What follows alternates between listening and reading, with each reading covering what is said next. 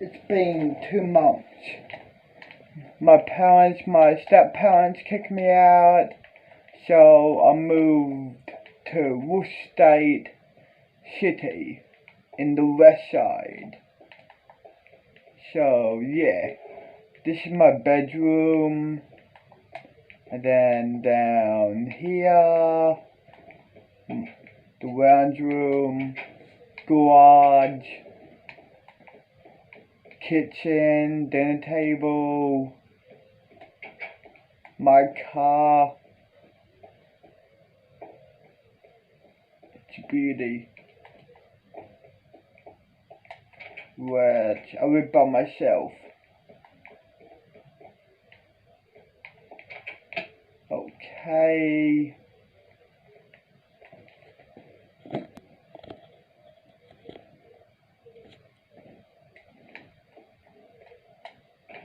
I got me a Glock, weapons, money, normal Xbox, VR, and I got Magic 2, of course, there.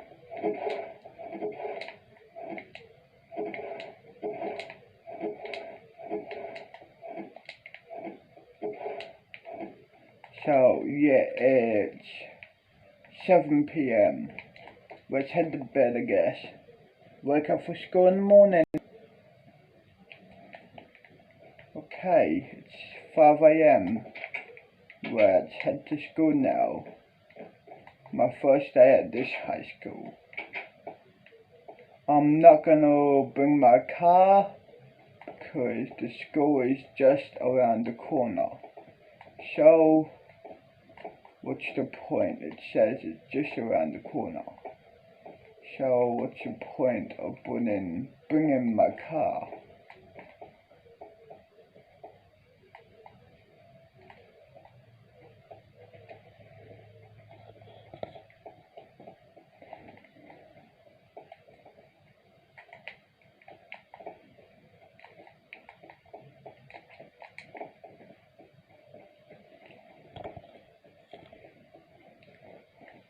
This is the school, it says.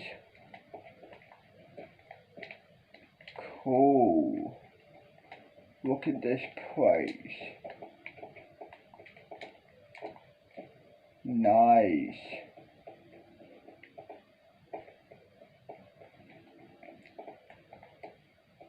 This is Worcester.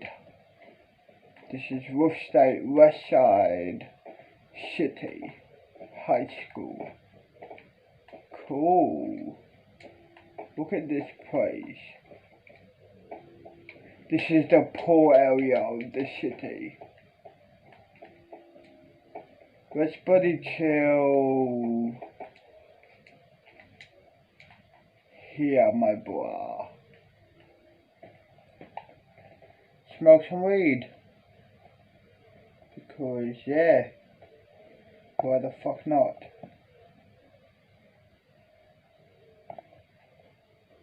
And watch YouTube until class starts, I guess. We'll lose touch with a lot of modern technology and society. In the 1999 film Tarzan, we watch the hero get raised by animals and live a simple life with just a loincloth around his body. Living deep in the jungle keeps him away from vehicles, clothes, modern food, and even the social media of the day. Eventually, Tarzan meets the woman that'll change his life forever. Jane introduced Tarzan to modern conveniences, including clothes, cooking tools, and weapons like guns. Apparently, Jane was also one of the first people to ever get Botox, and it didn't go so well. In a freeze frame where Tarzan carries Jane to safety, her hand swings up and nails Tarzan in the face. While Tarzan's face looks like a normal reaction to a slap, Jane's face becomes completely distorted. Her eyes look uneven, her cheeks are pointing in different directions, and it looks like her smile is frozen in place.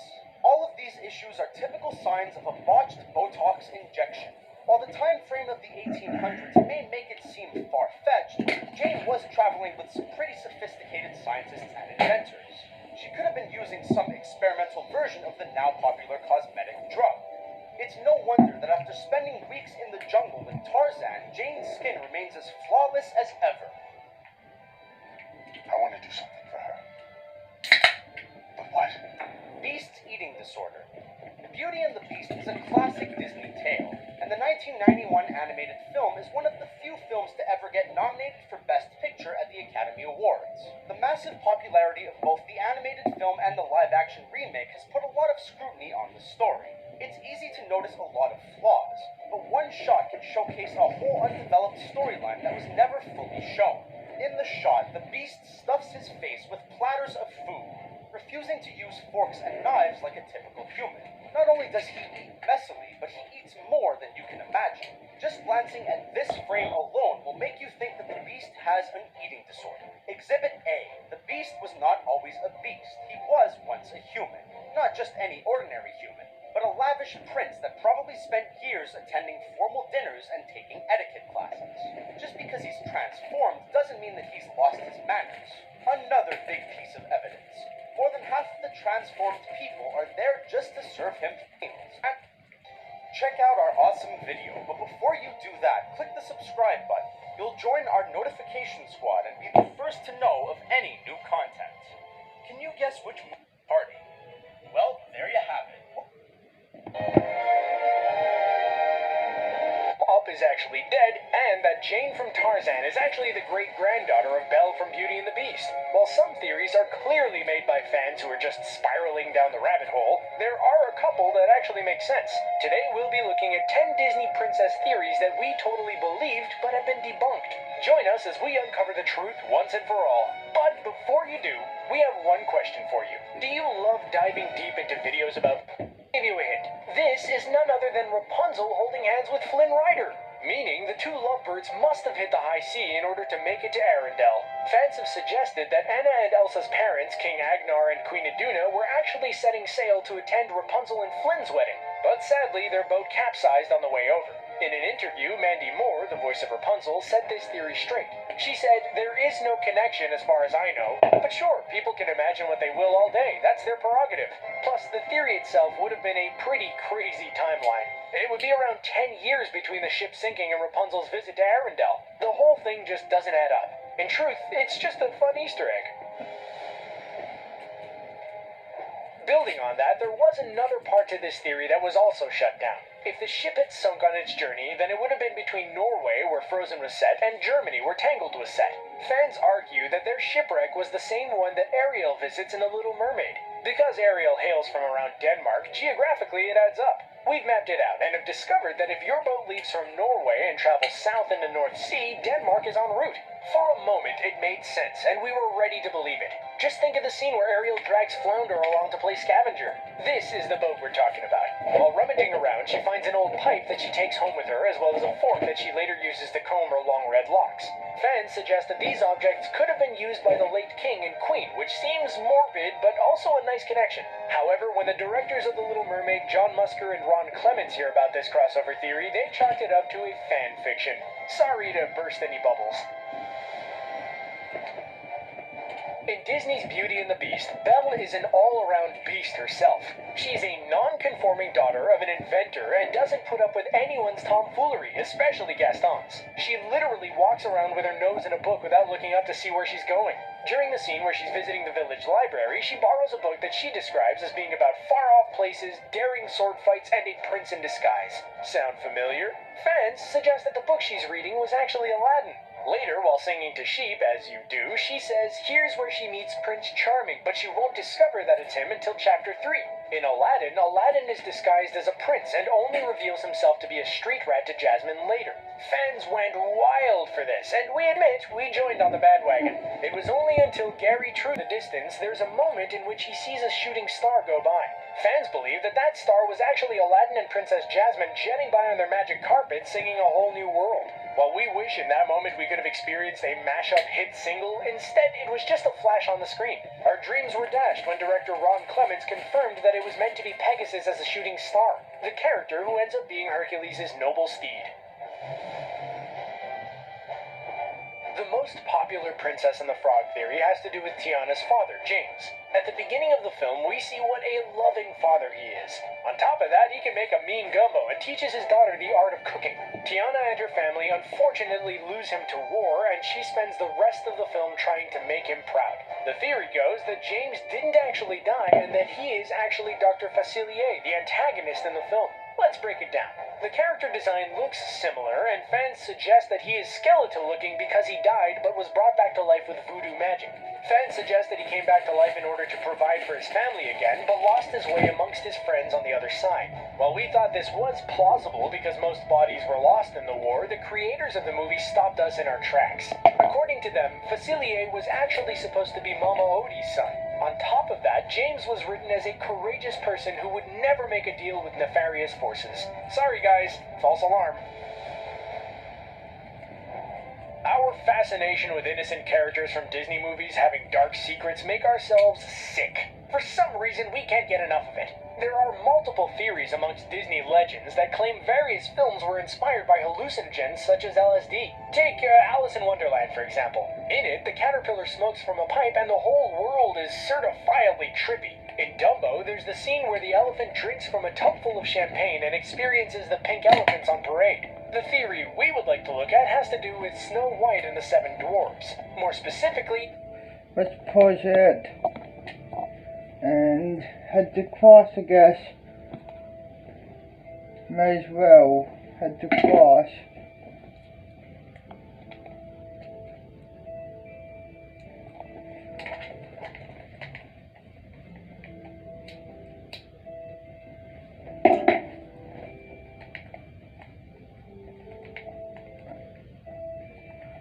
My first cross should be go this way and then this way. Here it is. Good morning, students. Today we have a new student. Hey, my name is Isaac. I got expelled from 4 schools. So yeah, that's all. I'm gonna go sit down now.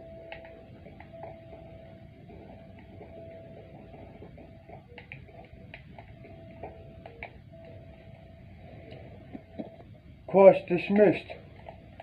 Okay. My second cross should be this way.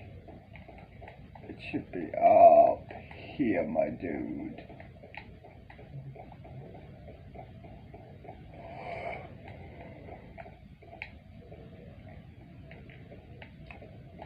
Good morning, students. Class dismissed.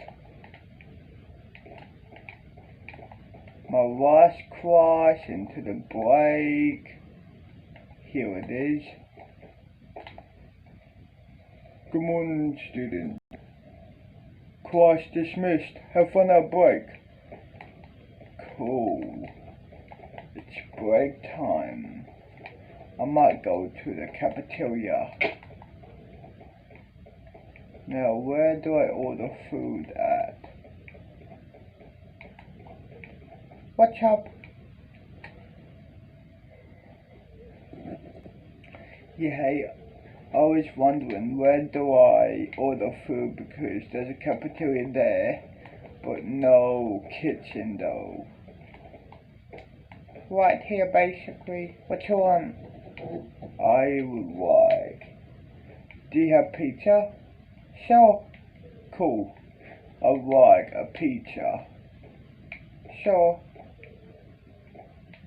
Sit down and I'll send someone to bring it to you when it's ready. Okay, see ya. See ya.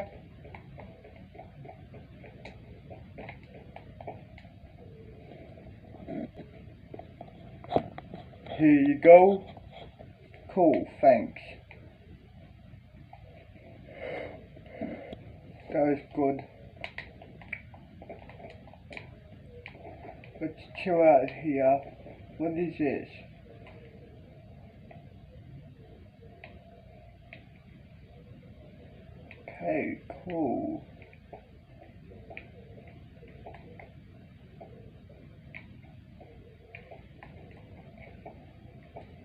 Metro Showdown.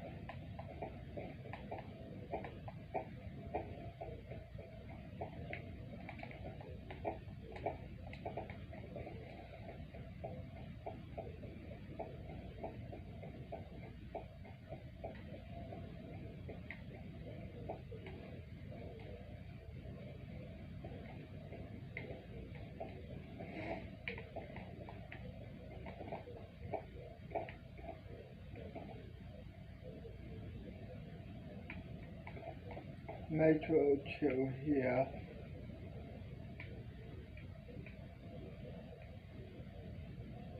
Actually, let's chill here, my dude.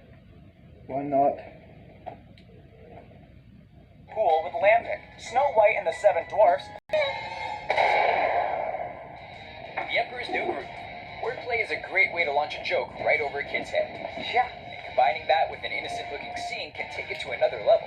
In The Emperor's New Groove, the lovable Kronk spends a night in the great outdoors. And while kids may be laughing at the size of his accommodations, everyone else is giggling about what it really means to pitch a tent. Sometimes the best place for a joke to hide is in plain sight. How is this? Yeah, that's good. Toy Story 3. There are certain situations where, if they're not careful, even adults are likely to miss a dirty quip here and there. The Toy Story franchise is full of funny characters, and some of them are fast talkers. So there's actually an abundance of sly nods to the parents in the crowd, but some of them are disguised as throwaway lines. For example, one scene in Toy Story 3 shows the evil bear Lotso remove Mrs. Potato Head's mouth from her face, and in his protest, her husband shouts some choice words at the burly villain. Hey, no one takes my wife's mouth, except me. It happens so quickly that even some grown-ups might miss it, but it's very obvious in retrospect. Shrek.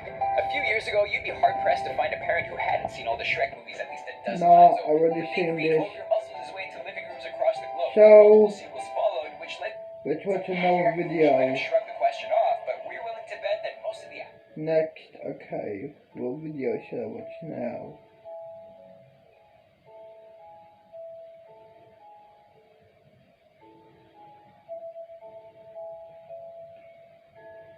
Okay.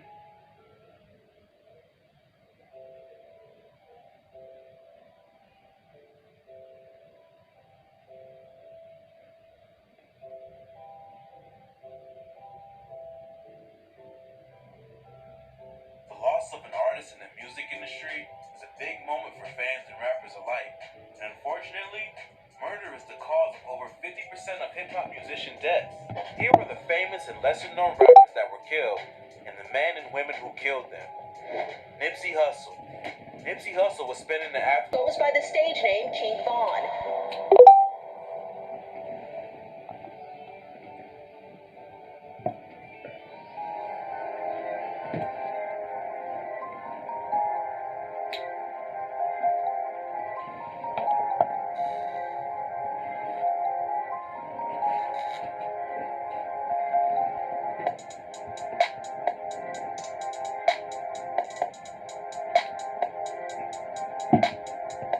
Let's have another joint.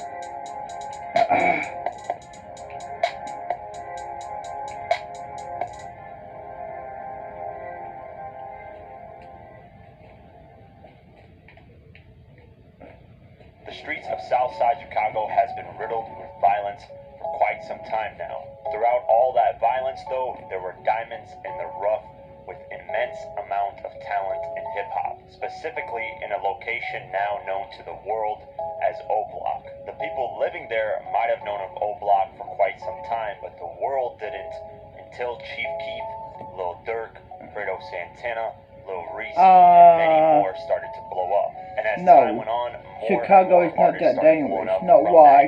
Wolf State. Finally, once again, Wolf State a big staple is in hip-hop. And just dangerous. recently, an artist by the name of King Dangerous Von in has Chicago, started to blow man. up from that exact area through his unique flows and his insane street storytelling abilities. He was just another superstar from O Block, ready to take off.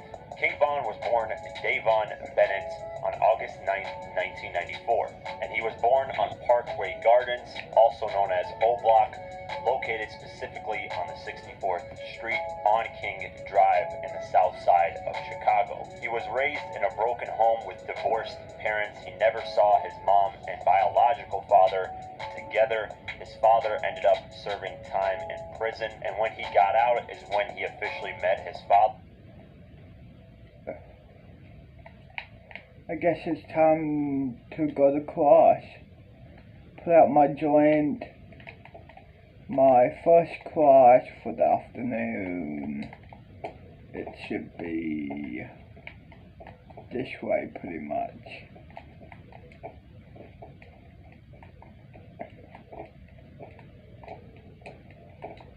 My first class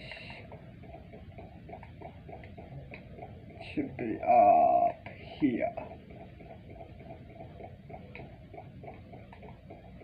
Keep going, and then it should be okay. My last class for the afternoon, it's saying it's down here. Good afternoon, class.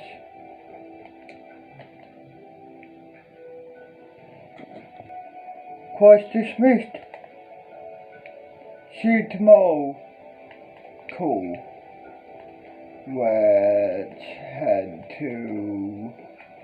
Let's head outside, smoke some weed, and wait until home time. Let's chill here at the car park. Pixar's famous A113 is seen on the hut's doorframe in Roman numerals, and there's a carving of the Pizza Planet once and for all.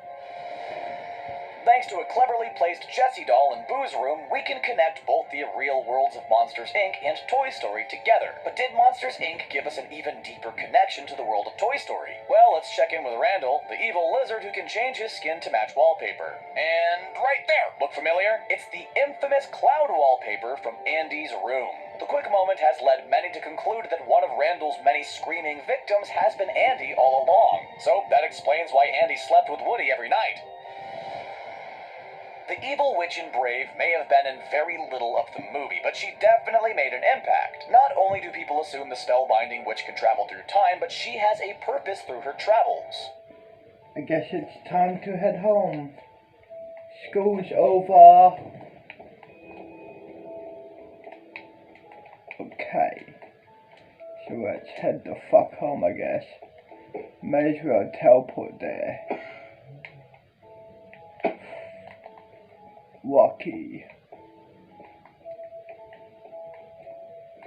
Now where the fuck is my car? Huh? Oh well. Someone stole it. Nothing I can do, I guess. Wake up in the morning for school again.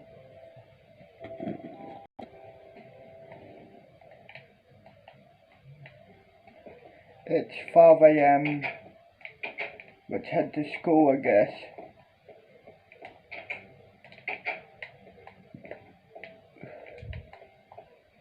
School should be... Okay, there's...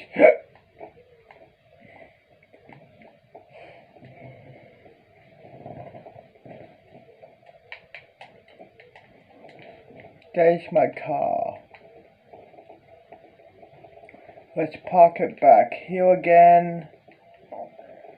Someone stole it, obviously.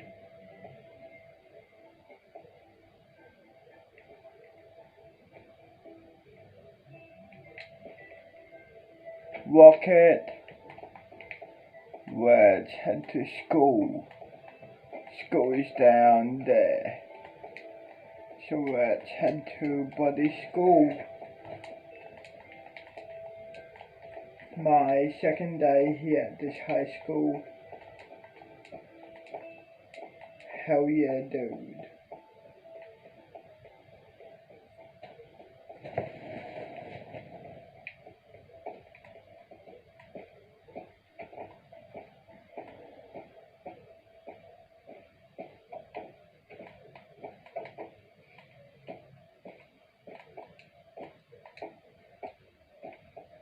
Let's chill in the Rockies in here in the swimming pool.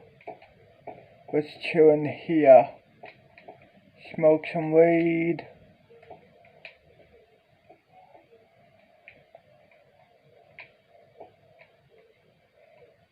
Actually, let's chill behind here. Let's chill here.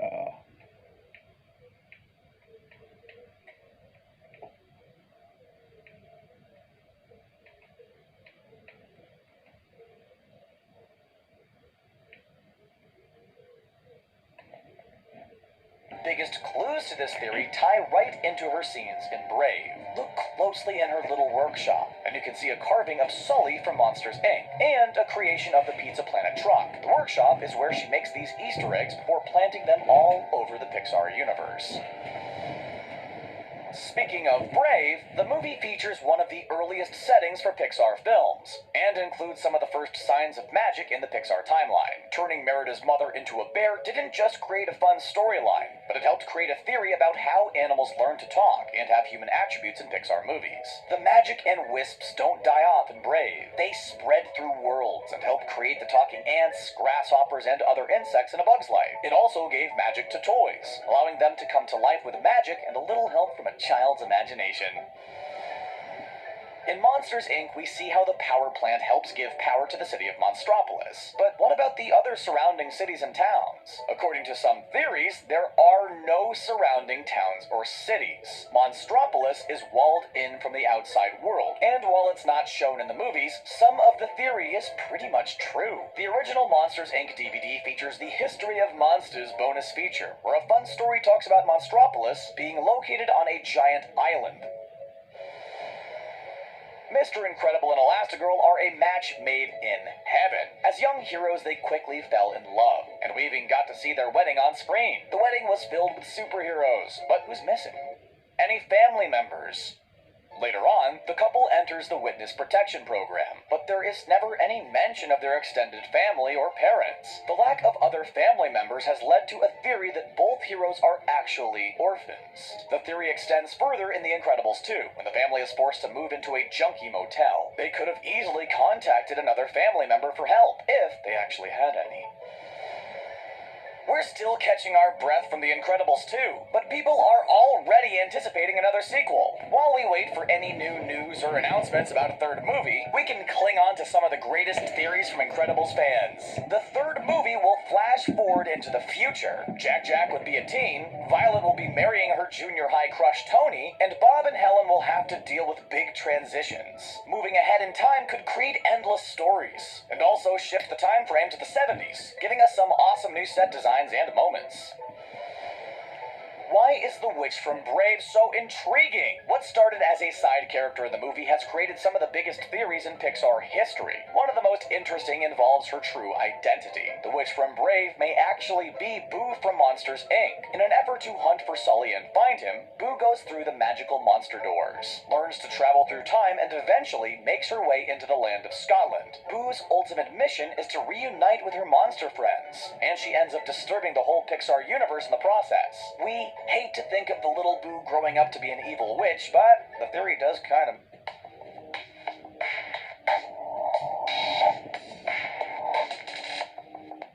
that makes sense. The Toy Story trilogy has a lot of different themes, and one of them has been built around a theory of nature versus nurture. Toys of the same kind are made in the same factory and packaged in the same packaging. Clearly, the nurturing of a toy's owner changes the way the toy acts and manipulates their personality. Just look at Buzz Lightyear. After spending some time with Andy, he's learned to accept he's a toy and has a great friendship with Woody. Meanwhile, the Buzz Toys and Al's Toy Barn don't act with these changes. Characters like Jessie, Lotso Bear, and the Proctor all have personalities and motivations based off experiences with their owners. The films clearly show how much nurture makes a difference when compared to the nature of the original toy. In the starting moments of The Incredibles 2, the Parr family went on quite a journey through their various living situations. After spending time in a cramped motel room, the family felt a big relief getting to move into the mega mansion loaned to them by Winston. While a description of the mansion refers to an eccentric billionaire who wanted to get in and out undetected, the line has brought up a lot of theories. Many point to the former house owner being someone like Bruce Wayne or possibly the Thunderbirds, but the best connection ties into the first film. The house could have been owned by none other than Syndrome. Just think of the falling waterfalls, crazy robots, and advanced technology only someone like Syndrome would have. When the screen slaver was unmasked in Incredibles 2, even the youngest kids in the audience could quickly figure out that this innocent-looking pizza delivery boy could not have been the main culprit in the movie. That sure would have been a far cry from Syndrome in the first film. Instead, it turned out that the screen slaver mask was controlling the pizza man to do some pretty dastardly things. But where did this idea come from? Well, it's probably a little more than a coincidence that the crime is eerily similar to the true case of Brian Wells. Wells, a pizza delivery man, was forced to wear a bomb around his neck and commit crimes or the bomb would explode. Wells was arrested and charged for the crimes, but unlike the movie, his bomb went off before the bomb squad could arrive. Do Pixar movies have some strange connection with Stanley Kubrick's The Shining? Seeming to be way more than just an Easter egg, you can find Shining references in a lot of different films. The first came with the carpet pattern seen in Sid's house during the original Toy Story. Even Coco has some Shining references. When Miguel is watching famed artist Frida Kahlo prepare a performance, there's a painting of the twin girls from The Shining in the background. And the axe that Jack carries around also makes an appearance. I ain't had time. But today, I got time. You better get the fuck off my line, now. Rat boy. You really better leave me alone. I ain't doing. Let's head to cross, I guess. Okay. Our first cross should be... Oh, fuck. Get out, get out. My first cross should be this school building here, of course. Okay, my first cross for the day, it's this one here. Good morning, students.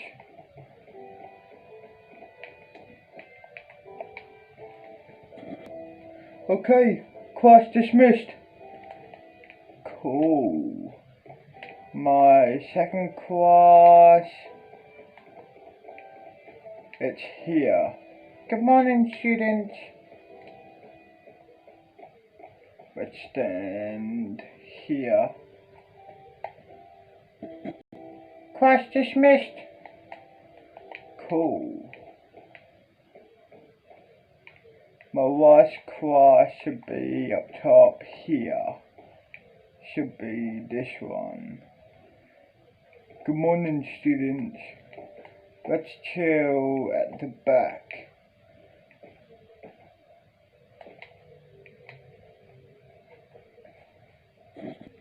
You know what? I don't know why the fuck you don't like me. But obviously you don't. So I am getting the fuck out of here. Peace.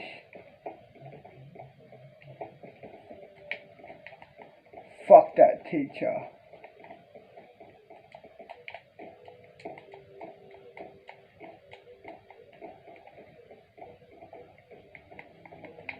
Let's chill, I don't know, somewhere. Let's chill down here, my dude. Let's chill here. Press play. In response, 6ix9ine claimed that he wasn't the only rat in hip-hop and alleged that Snoop had ratted on Suge Knight in the 1990s. He even went as far as releasing paperwork that allegedly proved that the rapper had cooperated with authorities. Snoop has claimed the paperwork is fake, but there is some evidence to suggest it may be real. In an interview with DJ Vlad, the former head of security at Death Row Records, Reggie Wright Jr., claims that Snoop did file a police report against Suge Knight. Wright claims that after Snoop left Death Row and signed to No Limit, he started dissing Suge in the media. Wright and another Death Row affiliate confronted Snoop about the comments he was making, which led to an altercation. Wright alleges that his associate Trayvon punched Snoop in the mouth, which caused him to run away to local authorities who were providing security at the venue where the fight took place. He said Snoop had marijuana in his pockets at the time and was forced to cooperate with police to avoid being charged for possession. Allegedly, Snoop told police that Suge was responsible for Tupac's murder and that Death Row was threatening his life for leaving the label. Suge has never been arrested in connection with Tupac's murder, and this testimony was never made public, so it's difficult to know if these allegations are true. However, the paperwork that was leaked by 6ix9ine does seem to confirm everything that Wright said to DJ Vlad. Snoop has denied the snitching allegations and claimed that the paperwork was doctored. It is possible that someone from 6ix9ine's camp heard the DJ Vlad interview and created fake paperwork in an attempt to discredit the artist. Wright is not necessarily the most credible source. His allegiances to Death Row and Suge Knight may have caused him to hold a grudge against Snoop for leaving the label and throwing shade at its founder. But the story isn't all that outlandish, and it's entirely possible that Snoop did cooperate with authorities and hoped that because nothing ever came of his testimony, no one would find out. 50 Cent. Another artist close to 6ix9ine that faced snitching accusations is none other than 50 Cent. Like 6ix9ine, 50 Cent has made a career out of trolling. 50 is also a well-respected artist. However, he's been involved in more petty beef with anyone else in the rap game, with the possible exception of 6ix9ine. The Queens rapper came under scrutiny back in 2019 by none other than his nemesis Ja Rule. The 50 Cent Ja Rule beef has been ongoing since the late 90s, when Ja accused 50 of orchestrating a robbery where his jewelry was stolen.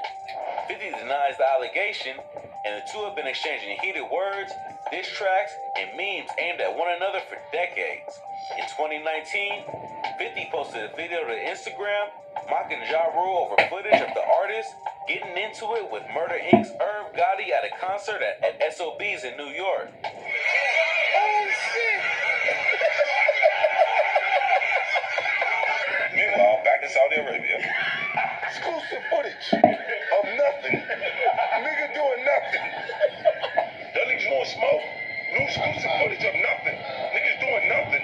Pump faking like they getting ready to do something. Oh, hold my shirt.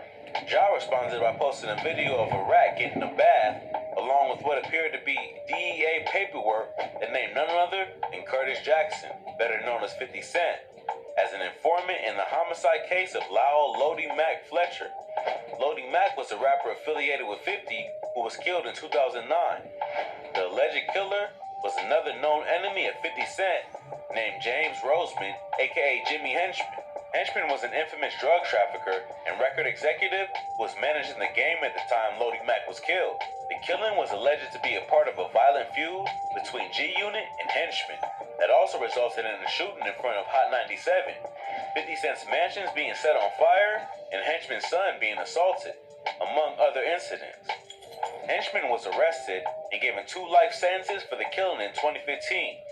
Paperwork posted by Ja Rule claims to implicate 50 as a police informant in the case against Henchman. Another 50 Cent foe, French Montana, posted the paperwork to Instagram when the two were trading shots at one another in early 2020. 50 Cent has maintained that the paperwork is doctored and that he never snitched on Jimmy Henchman. TMZ reported that they reached out to a source in law enforcement who was involved in the Lodi Mac homicide case, who confirmed that 50 Cent never gave any information to the police. Many people have also accused 50 Cent of snitching on another well-known crime boss, Kenneth Supreme McGriff. In an unreleased song called Ghetto Quran, 50 raps about McGriff and his involvement in the drug trade. While 50 never went back to the police, Supreme allegedly felt that speaking in detail about his crimes on a record was breaking the street code. That song is said to have caused 50 to be shot 9 times back in 2000. So while it's true that 50 Cent has many enemies who are happy to smear his name, there's no evidence the Get Rich or Die Trying artist ever cooperated with the police directly. Well, that's all for today. If you enjoyed this video, go ahead and give us a thumbs up and let us know in the comments what you'd like to see in the future. Don't forget to subscribe to our channel and hit that notification button so you never miss any great content like this. Catch you in the next video.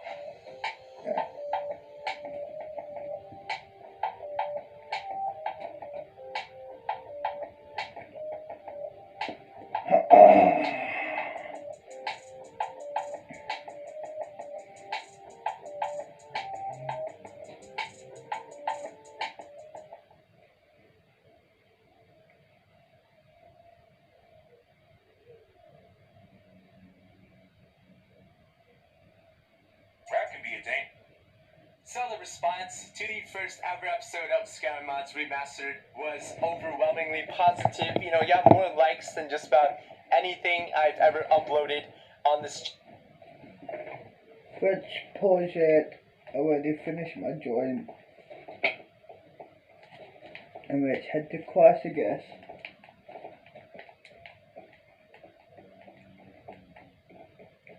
Our first class for the afternoon, it should be this one. Good afternoon, class. Class dismissed.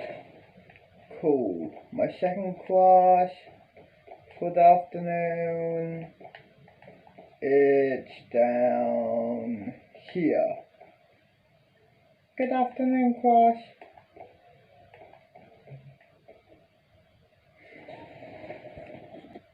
Class dismissed. Okay. My last class for the afternoon, it should be this class here. Good afternoon, class. Let's chill here.